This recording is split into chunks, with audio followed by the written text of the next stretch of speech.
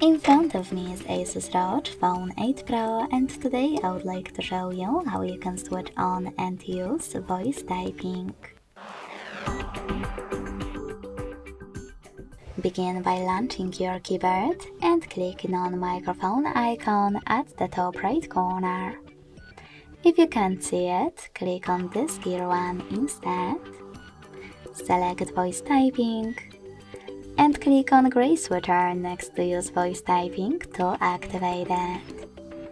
Then go back to your keyboard and click on now visible microphone. If you never used it before, click on while using the app or only this time. Tap on your microphone again and start typing. As you can see, voice typing is on. If you wish to stop, click on the same microphone again. Thanks so much for watching. If you enjoyed this video, leave a like, comment and subscribe. Bye!